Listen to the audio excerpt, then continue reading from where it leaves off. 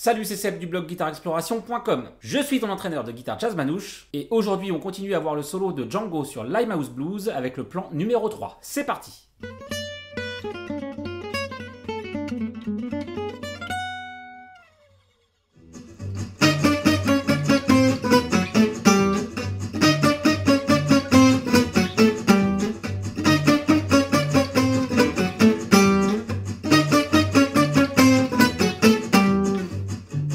Je te rappelle que si tu veux télécharger la partition, le lien est dans la description. Ça te permettra d'avoir le petit fichier playback là que tu viens d'entendre. Par contre, il te faut Guitar Pro.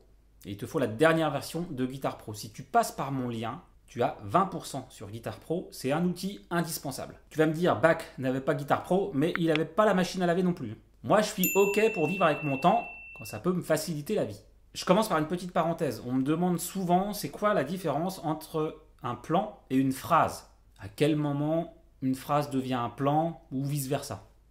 On entend un petit peu de tout. Alors franchement, ne te prends pas la tête parce que c'est vraiment le genre de question qui sert à rien. Pour moi, les gammes, les plans, les phrases, c'est pareil. En gros, tout ce que tu travailles, du moment que tu fais de la musique avec et que tu t'éclates, c'est bien l'essentiel. Alors petit rappel très important, absolument tout le monde peut avoir un jeu de guitare avec un niveau avancé.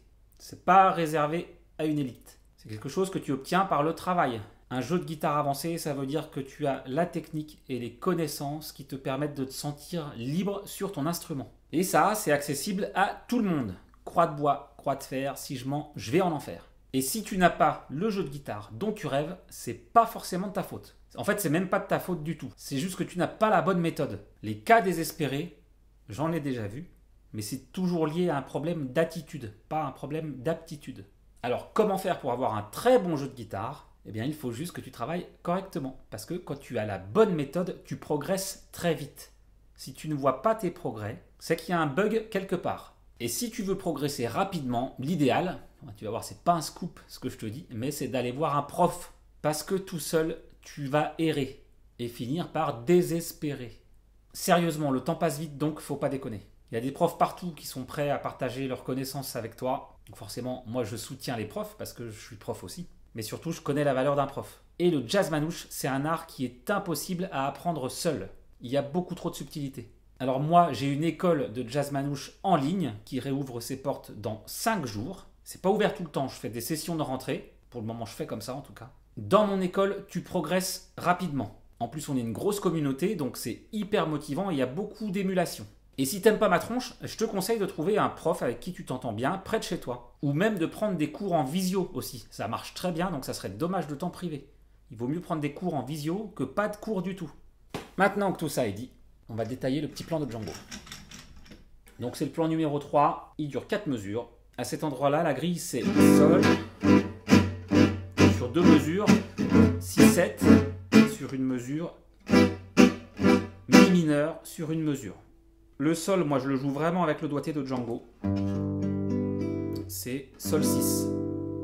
Le pouce, le majeur qui écrase la corde de La et de Ré. Index, voilà.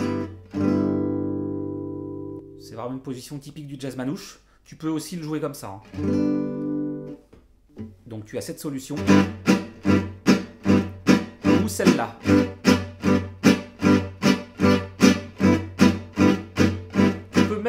Barré, si tu veux.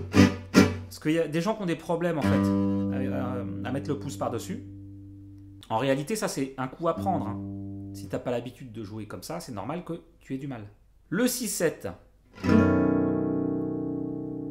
Pareil, pour faire ronfler les accords, j'écrase 2 cordes avec mon majeur.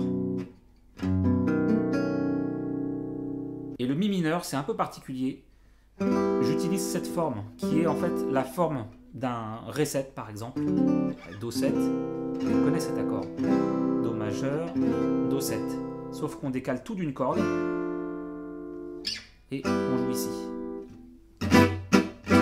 Donc ça c'est un accord qui ronfle pas, essentiellement médium et aigu, mais ça marche bien. Ça marche bien au niveau du son et ça marche bien au niveau de la sensation.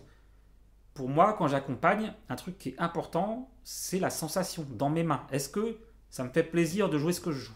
Et ce qu'on fait, en fait, du coup, on va utiliser le pouce pour étouffer les cordes graves. Tu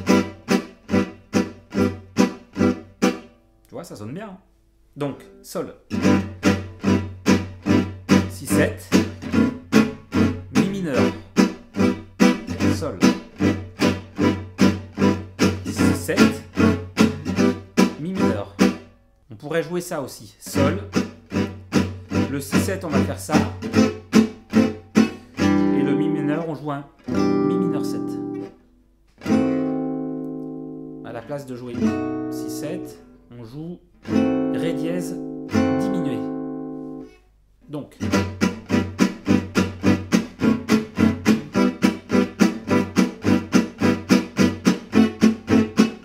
ou tu pourrais faire ça.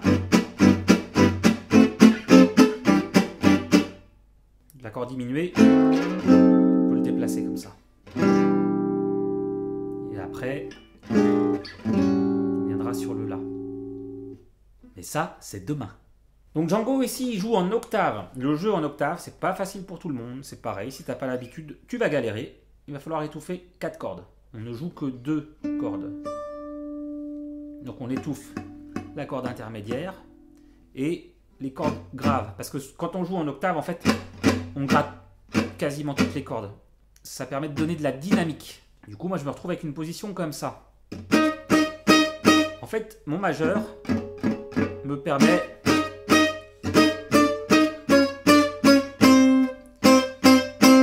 de veiller à ce que ici, ça ne résonne pas. Bon, après, là, je regarde. Je gratte pas les 6 cordes.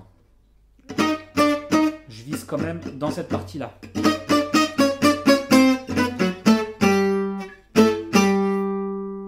Mais je suis pas hyper concentré sur la main droite. Je cherche pas vraiment à être précis. Parce que je sais que de toute façon, au niveau de ma main gauche, je suis bien positionné. Donc on entendra uniquement les octaves. Alors, je te parle un petit peu de l'harmonie sur ce plan. Ce qui est étonnant en fait, c'est que Django, il joue la bémol 6. Donc ça, je suppose vraiment, de toute façon, Django, il jouait à l'oreille. Il entendait cette note.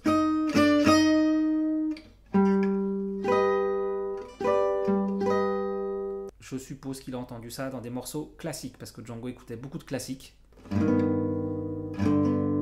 Et ça, c'est une couleur que tu retrouves dans la musique classique.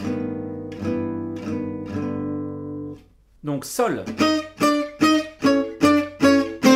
En fait, il entoure la quinte. Hein.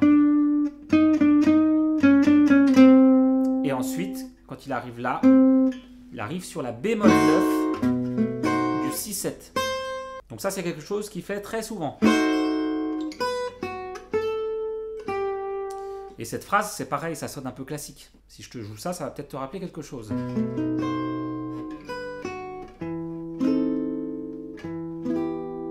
En fait, c'est ce qu'il joue ici. Hein. Je te le rejoue complet, doucement. Tiens, je vais le ralentir sur la partition. Là, je me mets à 60% du tempo.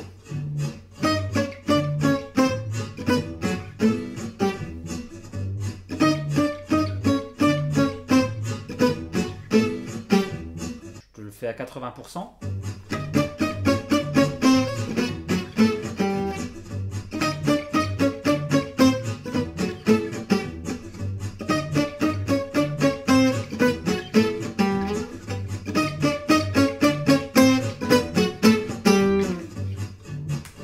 Voilà mon ami.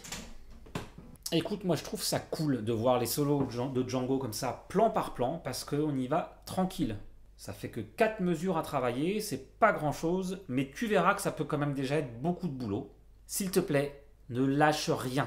Pratique tous les jours, même si c'est juste un quart d'heure. Je t'assure que la régularité, c'est vraiment la clé dans ta progression. Normalement, ce qu'il faudrait faire, c'est bosser sans forcer.